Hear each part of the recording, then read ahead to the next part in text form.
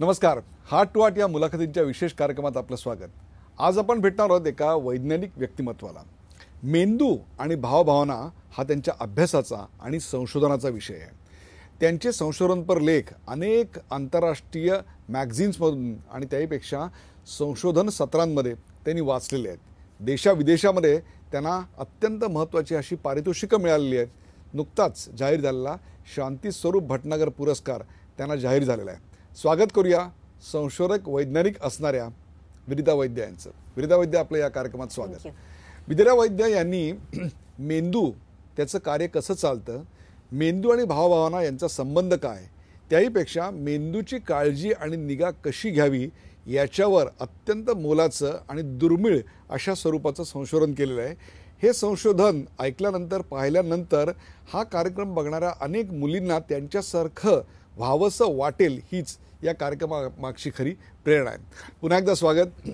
विरिताजी, तुम्ही ज्या प्रकारचं संशोधन केलं आहे मेंदू आणि भावभावना याच्यावर कोणी फारसं कोणी संशोधन करताना मला दिसत नाही.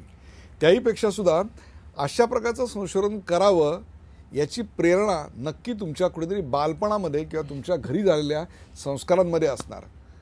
तुमचं बालपण किंवा तुमच्या घरातले संस्कार कसे होते? मी मुंबईकर आहे. This is my home. आणि माझा जन्म गोरेगावला झाला. माझे आई आणि बाबा दे आर गुजरातीज. तर माझी मराठी चूक झाली तर मला माफ करा. Don't worry. पण माझा जन्म झाला मुंबईत आणि माझी आई आणि बाबा दोघेही डॉक्टर आहेत. तर घरात ते सायंटिफिक ॲटमॉस्फिअर तर होतंच. पण लहानपासूनही मला हे ॲनिमल्स आणि प्राणी आणि मनुष्याच्या बिहेवियर खूपच इंटरेस्टिंग वाटलं. सो मी लहान होते तेव्हा मला माहिती नव्हतं की हे भावना कुठून निर्माण होतात, त्यांचा उगम कुठून होतो. तर मला वाटलं की this is an interesting thing, पण तसा स्टडी कसं करायचं.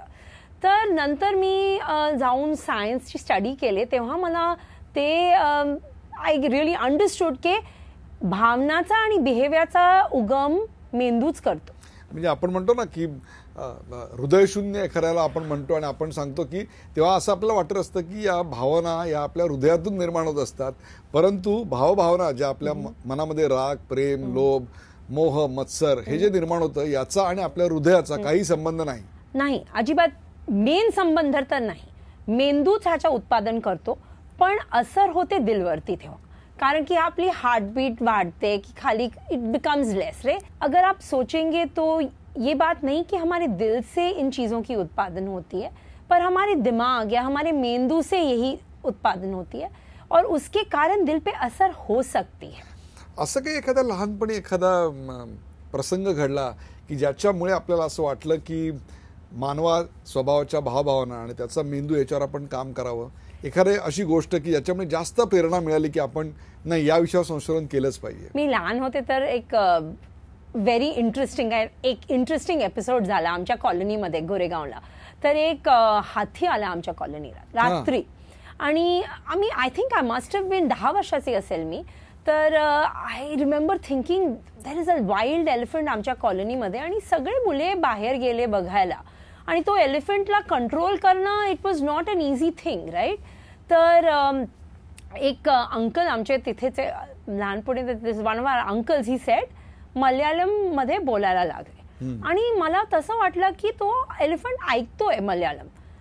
हाऊ is it that an elephant can understand Malayalam or a language, आणि ते सुद्धा मुंबईमध्ये. आणि मुंबईमध्ये. तर you know this elephant he was listening. तो ऐकून असं तो एक he was putting sugar cane आणि तो बाहेर येत होता. So I was struck by the fact that how is it that an elephant can listen और वो कहाँ से आ रहा है कि वो कम्युनिकेट कर पा रहा है. त्याला कसं कळतं हा पहिला तुम्हाला धक्का बसला. एक्झॅक्टली. तर मी घरी गेले आणि त्या दिवशी मी बाबाला तसं विचारलं, why was it that the elephant तो वो सबसे ज्यादा वो मलयालम क्यों सुन पा रहा था. तो हम बातें करने बैठ गए. तब बातों में निकला कि शायद उसका माहूत जो था वो सबसे, जब से वो एलिफेंट छोटा था तब से हाथी के साथ शायद वो मलयालम में बात करता होगा. हाँ. इसीलिए वो मलयालम से उसका कुछ परिचय होगा, इसलिए वो आसानी से वो मलयालम में सुन के वो निकल गया हमारे कॉलोनी में से. तो ये बात मुझे बहुत एक तरह का कुतूहल हो जाता है ना. तो वो आई वॉज फैसिनेटेड कि आदमी की भाषा हाथी भी एक जानवर कसं काय समजू शकतो. एग्जैक्टली. तो वो लैंग्वेज तो नहीं समझ पाता, वो समझ पाता है भावना, और जो आवाज जो है वो सुन के उसके मन में कुछ रेकग्निशन तरह का कुछ हुआ होगा. विराजी, किती हा छोटासा प्रसंग आहे की हत्तीला जमलेली गर्दी आणि त्यातला एक माणूस मल्याळम मध्ये बोलतो आणि त्याला ते कळतं. इथपासून तुम्हाला असं वाटलं की हा विषय काहीतरी वेगळा आणि याच्यावर आपण संशोधन केलं पाहिजे, आणि हाच प्रवास पुढे ग्रॅज्युएशन झाल्यानंतर TIFR पर्यंत पोहोचला. तुम्ही TIFR मध्ये कसं काय गेलात? मेरे 3 साल सेंट जेवियर्स कॉलेज में गए, मैंने वहाँ पे लाइफ साइंस डिग्री ली. उसके बाद मैं सोचने लगी अभी मुझे क्या करना है. तो लाइफ साइंस में तो पूरा बायोलॉजी का एक्सपोजर होता है. उसके बाद मैं सोचने लगी कि मुझे एक्चुअली जो काम करना है वो मेंदू यानी कि ब्रेन पे करना है. तो वो किस तरह किया जाए, तो मुझे न्यूरोसाइंस में PhD लेनी होगी. और तभी मैंने देखा तो भारत में उस तरह का काम तभी चल नहीं रहा था. ये मैं 1992 की बात कर रही हूँ. तो तभी मैंने जब देश में देखा तो इतने ऑप्शंस नहीं थे PhD के लिए मेरे लिए.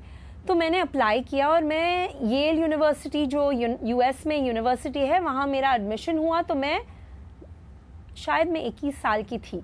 सो I said goodbye to my parents और मैं घर छोड़ के अमेरिका चली गई PhD करने के लिए. तुम्हाला एका दुसऱ्या आव्हानात्मक देशात नेलं आणि त्या देशाचं नाव होतं अमेरिका आणि ती जगातली सर्वोत्तम विद्यापीठ ते म्हणजे येल. कसे होते येलचे दिवस?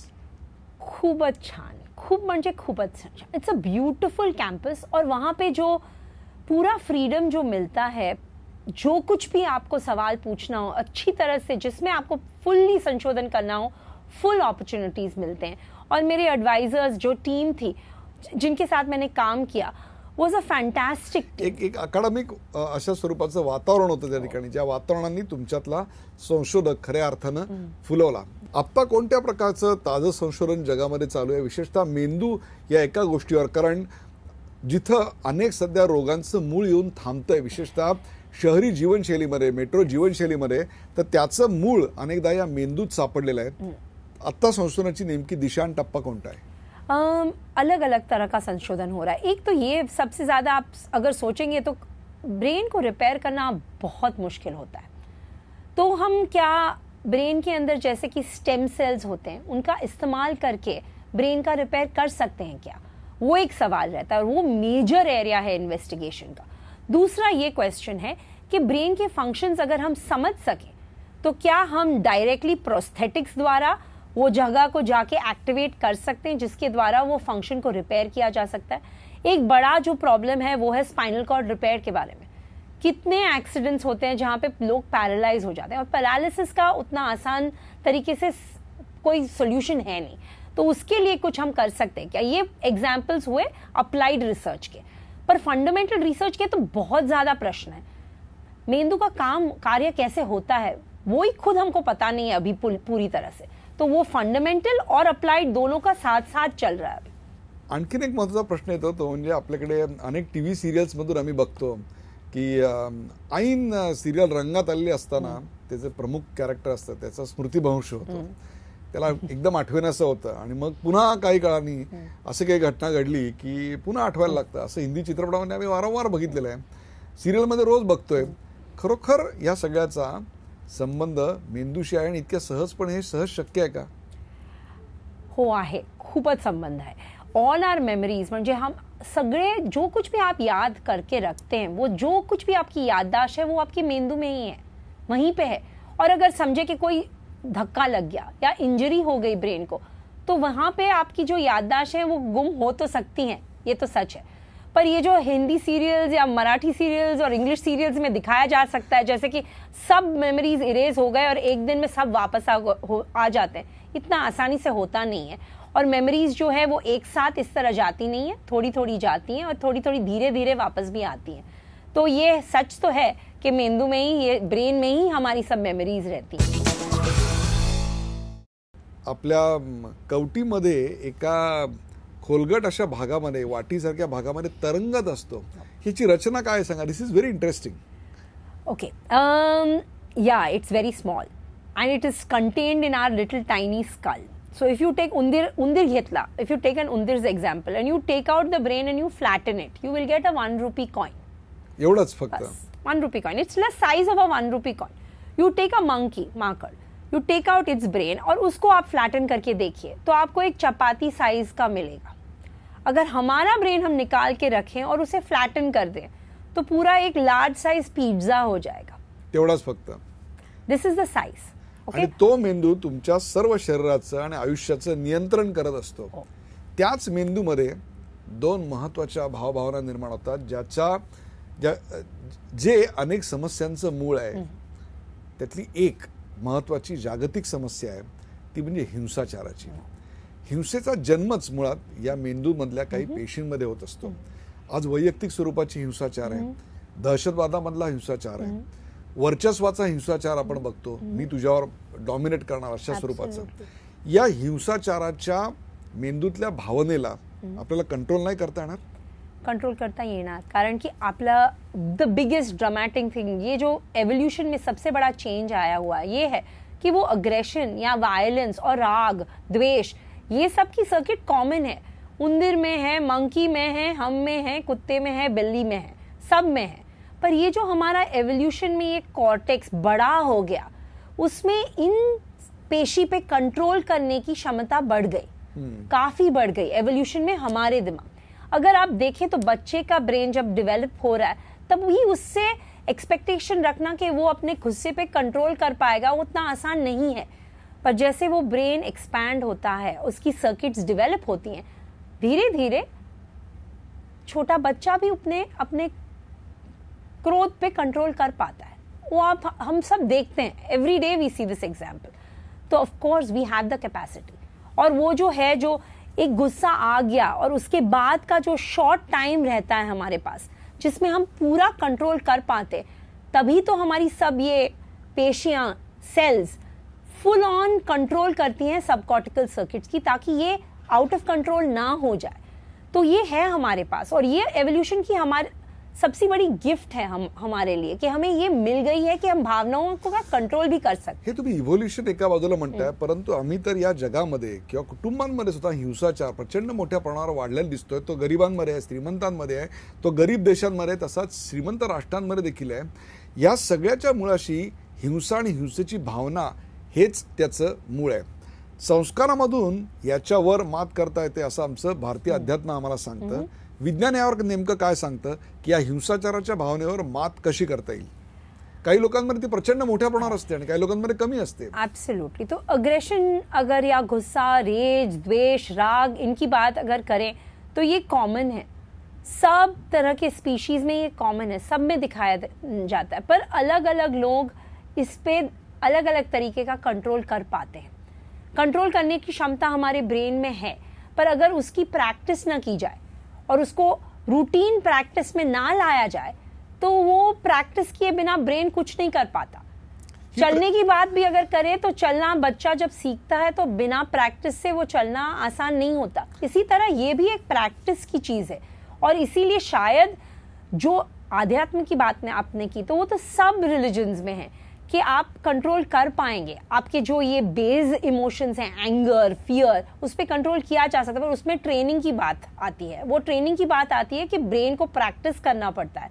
वही तो हम सिखाते हैं हमारे बच्चे को कि एक जो चीज आपको अभी चाहिए आप प्लीज वेट कीजिए, शेयर कीजिए। ये तो ट्रेनिंग की बात हुई। और ब्रेन का ये जो है कोई ऑर्गन में नहीं जो ट्रेन करके बदल सकते हैं हमारे खुद के ब्रेन को, वो ट्रेनिंग से बहुत ज्यादा बदल सकता है। वैज्ञानिक स्वरूपाचं ट्रेनिंग म्हणजे नेमकं काय ते समजावून सांगा अशा करता, कारण अध्यात्मामध्ये रागावर नियंत्रण मिळवण्याकरता जप करा किंवा मेडिटेशन करा असं सांगितलेलं असतं। त्याचा काही लोकांना फायदा होतो, अनेकांना त्याचा फायदा होत नाही, अनेक जण ते अर्ध्यावर सोडून देतात कारण लगेच त्याचे परिणाम मिळत नाही। परंतु वैज्ञानिक ट्रेनिंग रागावर नियंत्रण आणण्यासाठी नेमकं कसं करावं? सो देयर इज नो ऐसा कोई तरीका नहीं जिससे आसानी से हम मैजिक वॉन्ड की तरह बोल दें और कोई कर पाए, ऐसा कोई नहीं है। और अलग अलग लोग खुद अपने मैजिक वॉन्ड्स निकालते रहते हैं, पर वो खुद अपने आप फिगर आउट करना पड़ता है कि वो कौन सी चीज है जिसके द्वारा सबसे बेस्ट है टाइम। अगर कुछ चीज हुआ जो स्टिम्युलस है और उसके रिस्पॉन्स में आपको बहुत ज्यादा गुस्सा या रेज आ गया, तो उसके बाद अगर आप वेट करें 10 मिनट, कई कबार एक दिन, तो खुद अपने आप पूर्वी राग आल्यानंतर 1 ते 10 आकडे म्हणाल सांगायचे ते अगदी खरं आहे। It brings it down because instantaneously these are very fast responses and जो ब्रेन का जो कंट्रोलिंग सेंटर है वो अलग जगह पे है और राग द्वेष जहां से निकलते वो अलग जगह पे है। तो यहां से अगर गुस्सा निकल रहा है, इस सिस्टम को इस पे कंट्रोल लाने के लिए थोड़ा टाइम लगता है। तो वो और अलग अलग लोग अलग तरीके से कंट्रोल सीख कर करते हैं। Some people meditate, some people में काउंट, कोई लोग तो बस चले जाते हैं। That is also very sensible. A situation जहां पे बहुत आपको कोई प्रॉब्लम हो रही हो, निकल जाइए वो सिचुएशन से थोड़ी देर के लिए। तो इस तरह से कंट्रोल लाया जा सकता है। ट्रेनिंग यानी कि कोई एक सिंपल तरीका नहीं जो साइंस आपको बता पाए कि इस तरह से। हर आदमी को खुद अपने आप डिस्कवर करना होगा कि उसके लिए वो ट्रेनिंग प्रोसीजर सबसे बेस्ट क्या है। किसी के लिए मेडिटेशन होगा, किसके लिए म्यूजिक होगा, किसके लिए बुक होगी, किसके लिए वॉक होगा, किसके लिए सिर्फ हास्य होगा, कुछ और होगा। So everyone will have their own recipe for fixing and controlling anger. रागाबरोबरच आणखीन एक महत्वाची हिंसा, राग याच्याबरोबर आणखीन एक महत्वाची गोष्ट असते ते म्हणजे लहानपणी घडलेल्या गोष्टींवरचे आमच्या मेंदूवर झालेले परिणाम, उमटलेले ओरखडे की ज्या आठवणी माणसाला सातत्यानं त्रास देत राहतात। एखाद्या बॅगेज प्रमाणे तुम्हाला ते घेऊन पुढचं आयुष्य चालावं लागतं आणि मग खूप कठीण होऊन जातं। म्हणजे लहानपणी एखाद्याने कुटुंबामध्ये काही दुर्घटना पाहिली असेल किंवा अगदी तरुण वयात सुद्धा एखादा प्रेमभंग झालेला असतो किंवा हत्या बघितलेली असते, अशा प्रकारच्या गोष्टींचा मानवी मनावर खूप मोठ्या प्रमाणावर परिणाम होतो आणि तो जो एक ओरखडा आहे तो त्याच्या व्यक्तिमत्वात कितीही यशस्वी झाला तरी त्या माणसाच्या स्वभावातला तो एक कंगोरा, एक डागासारखा त्याच्या आयुष्यभर राहतो की बाकी सगळं चांगलं आहे परंतु हे एवढं मात्र, याच्यावर कसा ताबा मिळवायचा। ये हमारी रिसर्च का बहुत एक महत्वपूर्ण अंग है। हमें वही इंटरेस्ट है कि वो जो लहानपन या छोटा बचपन का विंडो जो होता है, हम उंदीर में उसको पहले 3 हफ्ते, जिंदगी के पहले 3 हफ्ते समझते हैं। तो वो जो विंडो है या टाइम विंडो है, वो पीरियड, उसमें कोई भी अनुभव का असर इतना ज्यादा क्यों होता है और आयुष्य भर तक भी क्यों रह सकता है। तो ये जो है वो विंडो को हम क्रिटिकल पीरियड बोलते हैं। यानी कि ऐसा विंडो जब मेंदू या ब्रेन एक्सपीरियंस से सबसे ओपन होता है, और वही विंडो में हमारा ब्रेन शायद सबसे ज्यादा लर्निंग कैपेसिटी, ड्रामेटिक चेंज की कैपेसिटी, मोटर कैपेसिटी, वो सब तभी हो रही होती है। तो अनुभव का भी तभी सबसे ज्यादा शायद लॉन्ग लास्टिंग इम्पैक्ट हो सकता है, और सबसे ज्यादा तभी इमोशनल एक्सपीरियंसेस, यानी कि मानसिक तनाव या अच्छे एक्सपीरियंसेस और बुरे एक्सपीरियंसेस का काफी कुछ ज्यादातर से बहुत ज्यादा इम्पैक्ट तभी होता है। और वी फाइंड कि उंदर के ब्रेन में भी वो चेंजेस कभी कभार जिंदगी भर रहते हैं। 2 साल तक हम वो चेंजेस देख सकते हैं। हा कार्यक्रम बघणारे अनेक प्रेक्षक असे आहेत की ज्यांच्या लहानपणी अशा घटना घडलेल्या आहेत। असे अनेक तरुण मुलं मुली आहेत की ज्यांच्या आयुष्यात असे प्रसंग आता घडतायत, घडत असतात किंवा काही लोकांच्या घडतीलही। तर मग मेंदूला प्रशिक्षित कसं करावं की याच्यापासून होणारा जो डॅमेज आहे त्याच्यापासून आपल्या मेंदूचं संरक्षण करावं आणि पर्यायाने जीवनाचंही। तो ये बात नहीं कि सिर्फ वही विंडो में चेंज हो सकता है। जब आप छोटे हैं, यस, आपका ब्रेन सबसे प्लास्टिक कहा जाता है, यानी कि चेंज सबसे ज्यादा चेंज वो विंडो में होता है। पर उसके बाद भी ब्रेन एक तरह का ऑर्गन है कि वो कॉन्स्टेंटली थोड़ा चेंज और परिवर्तन कॉन्स्टेंटली उसमें आता है बेस्ड ऑन योर एक्सपीरियंसेस। तो जो आपके एक्सपीरियंसेस है, अगर आप पॉजिटिव एक्सपीरियंसेस की और शिफ्ट हो जाएंगे तो नेगेटिव एक्सपीरियंसेस को एक तरह से भूलने का वो प्रयत्न होता है, which is to shift from negative towards a positive. And we see that even in animals कि अगर हम उंदीर को कोई नेगेटिव एक्सपीरियंस हुआ हो और उसके बाद हम अगर पॉजिटिव एक्सपीरियंसेस या कभी कभार औषध, एंटी डिप्रेसेंट्स, एंग्जियोलिटिक्स भी दे तो ये थोड़ा तर तक वो इरेज किया जा सकता है। कंप्लीटली इरेज करना उतना आसान नहीं है और उसके लिए कंसर्टेड लाइफ लॉन्ग एफर्ट्स की जरूरत है। पर उसके ऊपर वो भी आधार है कि वो अर्ली मानसिक तनाव कितना सिवियर था। Mild experiences are very easy to erase relatively, severe experiences are difficult and require concerted effort. विरोधाचे अनेक मुलं आपण जन्मताच काही गुण घेऊन आलेत असं आपण म्हणतो। काही लोकांना जन्मता खूप चांगलं पेंटिंग जमतं, काही लोकांना खूप चांगलं गाणं जमतं, त्यात गती असते। काही लोकांचा मेंदू हा इंजिनिअरिंग असतो, काही लोकांच्या हातामध्ये डेक्स्टिरी असते की ते चांगले सर्जन होऊ शकतात, तर काही लोकांचं गणिती डोकं असतं, ते आकडेमोड पटापट करू शकतात, काही लोकांचं लॉजिकल एखाद्या गोष्टीवर विचार करणं, तौलनिक आणि विश्लेषणात्मक विचार हे सगळं जमतं. हा सगळा मेंदूचा विकास नेमका कसा काय होतो आणि अशा वेगवेगळ्या फॅकल्टी प्रत्येकाला अशा तुला हे घे तुला हे घे अशा कशा वाटल्या जातात की नाही याला चांगलं संगीत येणार तर दुसरा संगीतातला अगदी औरंगजेब बनतो. हे सगळं कसं काय, हे कोण ठरवतं? म्हणजे हा काय परमेश्वर वरतून ठरवतो का आईच्या पोटात ठरतं? कुठे ठरतं हे नेमकं? So there is a combination of 3 things. एक नेचुरल एबिलिटी, वो नेचुरल एबिलिटी जो होती है कभी कभार जेनेटिक होती है, आप इनहेरिट करते हैं, तो वो है एक कंपोनेंट नेचुरल एबिलिटी. दूसरी चीज है पैशन. कोई चीज में आपको रस हो और पैशन हो तो आप लाइकली हैं कि उसमें आप एक्सेल करेंगे. तो तीसरा पैशन. पर एक भाग जो है वो हम सबसे ज्यादा भूल जाते हैं, वो है रियाज, अभ्यास और एक्सपीरियंस. क्या बात है. ये 3 अगर साथ में आ गए तो of course you will see natural talent को आगे बढ़ने का चांस होगा. ये बात सच है कि सचिन तेंदुलकर शायद पहले से ही अच्छी तरह से खेलता था, पर अगर उसे उसके टीचर ना मिले होते तो उसके बिना, वो ट्रेनिंग के बिना वो सचिन तेंदुलकर बन पाता, वो मुझे मालूम नहीं. काफी यहाँ पे पूरी दुनिया में, हमारे देश में काफी और सचिन तेंदुलकर होंगे जिनके पास वो नेचुरल टैलेंट है, पर किसी ने उनको अपॉर्चुनिटीज नहीं दी, नहीं तो वो चांस नहीं दिया. तो ऐसा भी हो सकता है कि वो तीनों चीज जब साथ में आती हैं और हम कभी कभार नेचुरल टैलेंट की और कुछ ज्यादा ही फोकस देके रियाज, एक्सपीरियंस और अभ्यास का काम भूल जाते हैं. उसके बिना दोनों साथ में नहीं आए तो कोई बदलाव नहीं आ सकता. तो मेंदू का तीनों पे असर होता है. जो आप नेचुरली जिसके साथ आप बॉर्न हैं, आपका पैशन, जिस चीज में आपको रस, इंटरेस्ट है, और सबसे ज्यादा और कभी कभार वो जो भूल जाते हैं हम, वो अभ्यास, रियाज, ट्रेनिंग, प्रॅक्टिस. मग ते इंजिनिअरिंगला तेवढंच लागतं आणि एखाद्या कलावंतालाही तसाच रियाज आणि अभ्यास करावा लागतो. मनुष्य जात ही साधारणतः पृथ्वीवर 4-5 हजार वर्ष असं आपण समजूया. त्या 4-5 हजार वर्षांमध्ये आमच्या शरीर रचनेत झालेले बदल तर आम्हाला दिसू शकतात, परंतु आमच्या मेंदूमध्ये काही बदल घडले का? आणि दुसरी गोष्ट म्हणजे या पुढची मेंदूची आणखी प्रगत अवस्था काय असू शकेल? इफ यू लुक एट आप कृषि योग के बारे में बात करें, एग्रीकल्चर, वो तो 10,000 साल की बात है. Correct. Okay, so agriculture changed us. जब हम अलग तरीके से पूरा अपना खुद का खाना बनाने लगे, we were no longer wild and hunting, our ancestors were not hunting. जब वो बदलाव आया तो मेंदू में बदलाव 100% म्हणजे जेव्हा आम्ही शिकार करून खात होतो आणि नंतर शेती करायला लागलो, या 2 अवस्थांमधला जो मेंदू होता त्या मेंदूमध्ये फरक होता, त्याच्या गुणांमध्ये फरक होता. और अगर आप सोचे हमारे बचपन की, हमारे पास सेल फोन नहीं थे, हमारे पास कंप्यूटर नहीं था, फोन करना तो आपको ट्रंक कॉल करते टाइम मुश्किल होती थी. अभी तो ये बात ही नहीं है, सबके हाथ में cell phone, smartphone, computer, tablet है.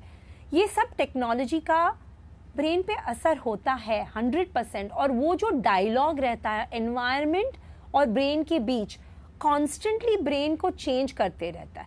ये नहीं कि सडनली ब्रेन एडवांस्ड हो गया है, ब्रेन बदल गया क्योंकि एनवायरनमेंट बदली है. और जैसे एनवायरनमेंट बदलती है वैसे ब्रेन के चेंजेस आते हैं, और जैसे ब्रेन चेंज होता है एनवायरनमेंट बदलती है, क्योंकि इसकी रिलेशनशिप है एक तरीके से. सो अगर आप 3 साल का बच्चा देखें, आराम से स्मार्टफोन ओपन करके खेलने लगेगा.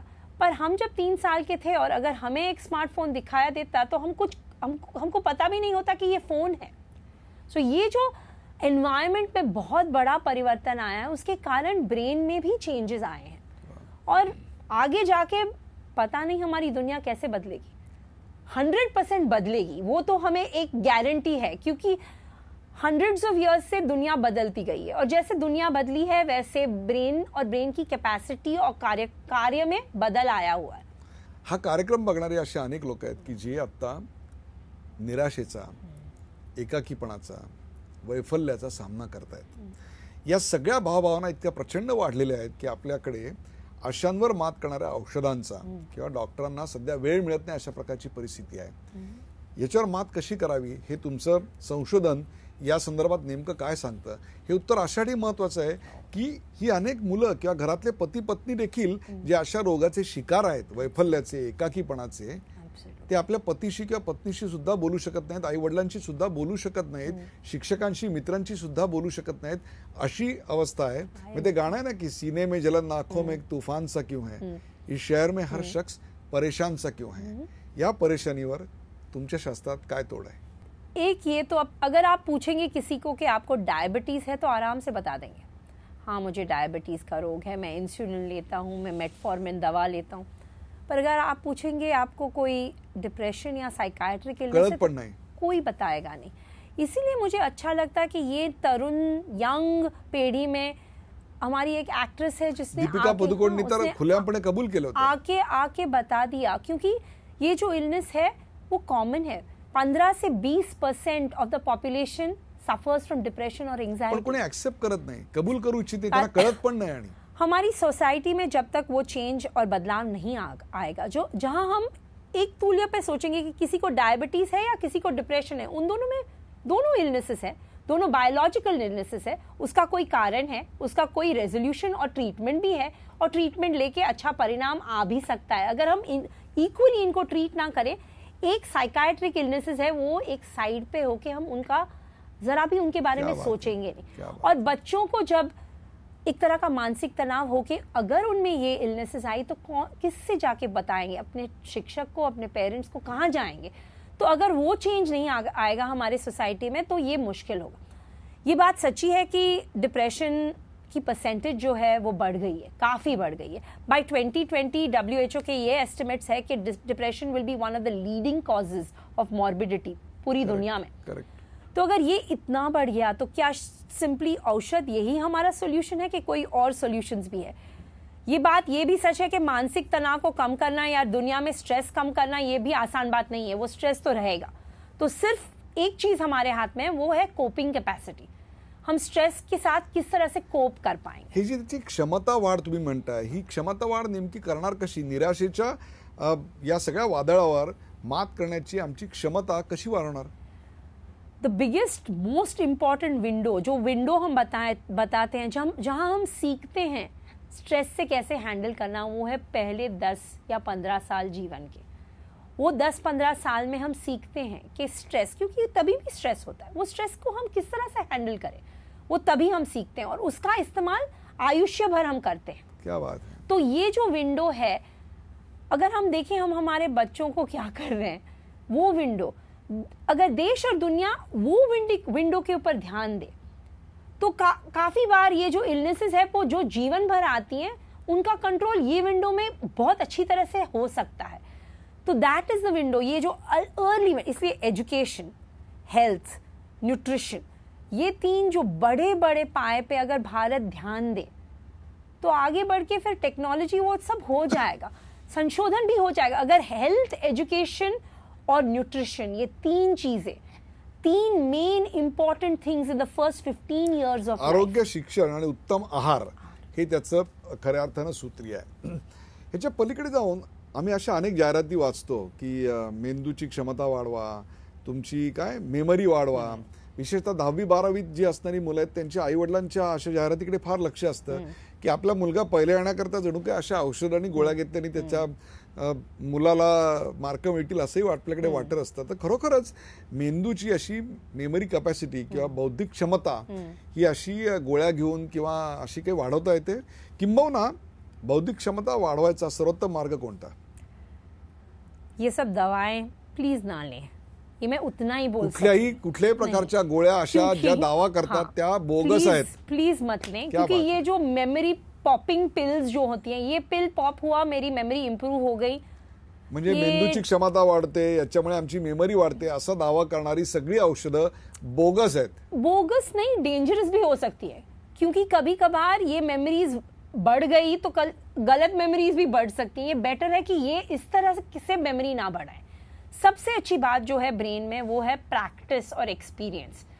Of course you can train memories, सच्ची बात है कि अगर आप प्रैक्टिस करें और कुछ सीखें, repetition, trial and something else which is an enjoyment. If you really want to remember something well, then there has to be enjoyment for it. So if parents spend a little bit more time कि हम हमारे बच्चे को जो पढ़ रहा है उसमें एंजॉयमेंट कहाँ से आएगी, अगर वो एंजॉयमेंट आ जाए तो मेमोरी भी आ जाएगी उसके साथ साथ। और ये दवाएं से दूर रहें, वही बेहतर होगा, क्योंकि ये इस तरह का जो प्रेशर हो जाता है, हम क्या पोपट बना रहे हैं क्या? आगे जाके हमारा फ्यूचर जेनरेशन पोपट की तरह मेमरीज याद करके रहेगा मग क्या? मला सांगा की हे कसं वाढणार, मेंदूची क्षमता कशी वाढणार? Mainly the main difference with memories or experience or learning is training and exposure. अगर किसी चीज का ट्रेनिंग और एक्सपोजर हो और एक्सपीरियंस हो और उसके साथ एन्जॉयमेंट और पैशन आ जाए. ट्रेनिंग कुठे मिळणार मला सांगा? हा कार्यक्रम बघणारे असे अनेक पालक आहेत की जे आजपासून त्या गोळ्या फेकून देतील, परंतु आपल्या मुलाचा बौद्ध्यांक वाढावा, बौद्धिक क्षमता वाढवावी, त्याचा भावनांक वाढवावा, इमोशनल कोशंट वाढवावा असं अनेकांना वाटतं. कसं वाढणार? Books are perhaps the greatest creation of क्या mankind. बात है. They're the greatest creation. Good and excellent books. I would say, don't listen to anybody's recommendation of a book. Not even mine, anyone's. अगर कोई पुस्तक आप उठा के पढ़ने लगे और उसमें एब्सोल्युटली अब्जॉर्ब हो जाए तो पढ़िए. और पढ़ना जो एक बात है, the learning language reading is so important. And अगर वो जल्दी से जल्द बच्चे के हाथ में मिल जाए, 3 साल का बच्चा अगर अपनी माँ की गोद या बाप की गोद या दादी और दादा की गोद पे बैठ के पढ़ना शुरू कर ले, तो मेमोरी की जरूरत, पिल्स की जरूरत बाद में पड़ेगी नहीं. क्योंकि कोई वो जो हाथ में आ जाए ना, तो फिर हो गया, उसकी जिंदगी बन गई. वो कहीं ना कहीं कुछ ना कुछ ढूंढ लेगा. और बुक्स ना हो, वो वायलिन हो सकता है, वो फुटबॉल हो सकता है, कुछ भी हो सकता है. कोई चीज में जिसमें लगाव हो जाए उसमें ब्रेन झुल जाता है. जहां पे किसी चीज से लगाव हो जाता है वहां ब्रेन जाके झुल जाता है. और फिर लगाव के साथ अगर रियाज और ट्रेनिंग आ जाए तो साथ में देन ग्रोथ इज पॉसिबल. रियाज विदाउट लगाव इज नो यूज. लगाव विदाउट रियाज is no use. You need both. आणखीन एका गोष्टीचा संबंध मेंदूशी आणि तो म्हणजे निद्रा. येस. अनेक विद्यापीठांमध्ये सध्या या एकाच गोष्टीवर संशोधन चालू आहे. ते म्हणजे अनेक रोगांचं मूळ, ब्लड प्रेशर पासून ते तुमच्या एन्झायटी पर्यंत सगळ्याचं मूळ या निद्रेमध्ये आहे. माणसं हल्ली विशेषतः मेट्रो शहरांमध्ये कमी झोपायला लागली आहेत. पूर्वी 8 तास झोपायची, आता ती झोप येता येता आमची 5.5 तासावर आली आहे. आणि ती सुद्धा रात्रभर सुखाची निद्रा आम्हाला लागत नाही. म्हणजे एसी असतो, सगळं असतं घरामध्ये, पण माणसांना झोप नीट लागत नाही. त्याचा संबंध थेट मेंदूशी असतो. तणावरहित आयुष्य असं लोक म्हणतात, पण तरी देखील झोप लागत नाही. विशेषतः वय वाढल्यावर ही समस्या खूप प्रकर्षाने येते. लहान मुलासारखी निरागस झोप कुठेही तणावग्रस्त परिस्थितीत माणसाला लागू शकेल. तुमच्या मेंदूचं शास्त्र काय सांगतं? Sleep is essential. अगर जो स्कूल जाता हुआ बच्चा सोएगा नहीं तो आप कुछ भी उसके हाथ में दीजिए, उसका कोई वैल्यू नहीं. क्या बात है. स्लीप और न्यूट्रिशन सबसे इंपॉर्टेंट है. अगर बच्चा स्कूल गया बिना ब्रेकफास्ट खाए, बिना कुछ खाए, बिना कुछ किए, तो फिर आप जो भी उसके सामने रखिए उसका कोई फायदा नहीं. So nutrition and sleep are 2 things like this. And sleep becoming less is a serious problem. उसके कारण there is memory decline, there is an increase in stress, there is an increase in blood pressure, stress hormones बढ़ते हैं, risk बढ़ जाती है काफी डिजीजों के लिए. तो sleep is a serious issue. माणसाने झोपावं कसं शांतपणे, मेंदूला कसं ताब्यात ठेवावं की शांत झोप लागेल? there are many people, I don't work on this, there are sleep researchers जो इसके ऊपर पूरा जीवन भर उन्होंने काम किया है. तो 100 सबसे ज्यादा वो बताते हैं कि हमारे यहाँ एम्बियंट लाइटिंग सब जगह बढ़ गया. सब जगह, कोई जगह नहीं है जैसे जहां हम स्टार्स भी शांत और स्टार्स देख पाए. डार्कनेस, जो डार्कनेस का महत्व है वो हम भूल गए. सब जगह लाइट है, तो वो डार्कनेस का एक कोई कारण महत्व है. हमारे सर्केडियन रिदम्स रहते हैं शरीर में, और वो सर्केडियन रिदम्स लाइट से एंट्रेन्ड सर्केडियन रिदम्स है. लाइट ऑन और लाइट ऑफ की जरूरत है, वो लाइट ऑफ हम भूल गए. तो एक वो है कि लाइट्स ऑफ होनी चाहिए, डार्कनेस की जरूरत है. दूसरी ये कि हम टेक्नोलॉजी से कभी कभार थोड़ा दूर हो जाएं. रात्री झोपायच्या आधी अनेकांना फेसबुकवर आपलं अपडेट करायची किंवा व्हॉट्सअपवर सारखं खेळत बसायची सवय असते. ते झोपेच्या आधी करणं अत्यंत डेंजरस आहे. त्याच्यामुळे तुम्हाला शांत झोप लागू शकत नाही. ambient light, all the distractions we have in our universe, if we remove them, that might be a big. But people have looked at sleep disorders. आता खूप वाढले आहेत ते. Sleep disorders have gone up significantly in the world. The reason they've gone up is because we've created a much more complex world than we did many, hundreds of thousands of years ago when our ancestors were roaming the planet. तुमचं संशोधन इतकं मोलाचं आहे आणि त्याहीपेक्षा एका महिलेने अशा प्रकारचं संशोधन करावं याचं कौतुक अशा करताय कारण अनेक मुलींना इच्छा असते परंतु त्या संशोधनाचं क्षेत्र निवडू शकत नाहीत. आज मागे वळून बघताना जेव्हा तुम्ही पहिल्यांदा TIFR आणि नंतर येलमध्ये गेलात त्यावेळची असताना महिलांची मूलभूत संशोधनाकडे बघायची जी एक वृत्ती होती किंवा दृष्टी होती तीच आज भारतात आहे, तीच परिस्थिती आहे का त्यात काही बदल घडला असं वाटतं? I know I'm privileged. I know I'm in a very small minority in this country of very lucky women. पण तुमच्यासारखे सगळ्या सुविधा असलेले किंवा सगळं लक नशीब असलेले अशा मुली नसतील. मग मला सांगा अशा मुलींना हा कार्यक्रम बघून आपणही दुसरी विदिता व्हावं असं वाटत असेल तर त्यांनी काय करावं? Don't let anybody stop you from dreaming big. वाह. I'll ask you to translate this for me. It's so important that nobody. स्वप्न बघा आणि ती प्रचंड मोठी बघा आणि त्याचा ध्यास आयुष्यभर सातत्याने ठेवा. Absolutely.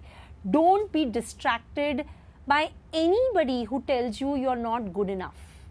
You are absolutely good enough and believe in yourself.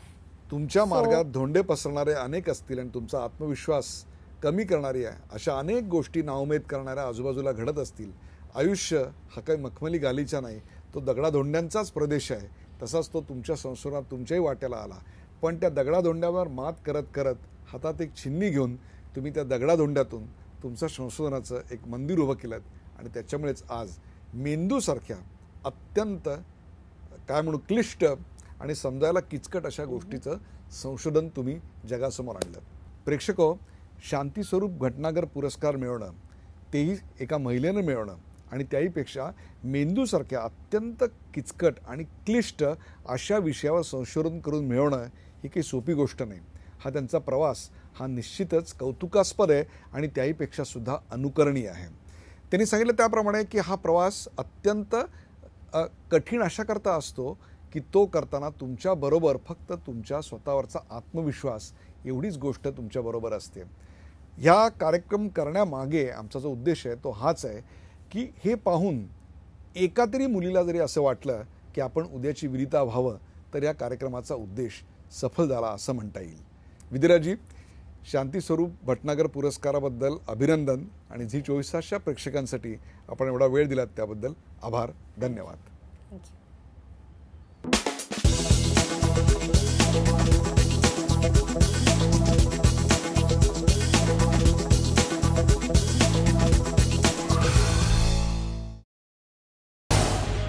झी24 तास रहा एक पाऊल पुढे.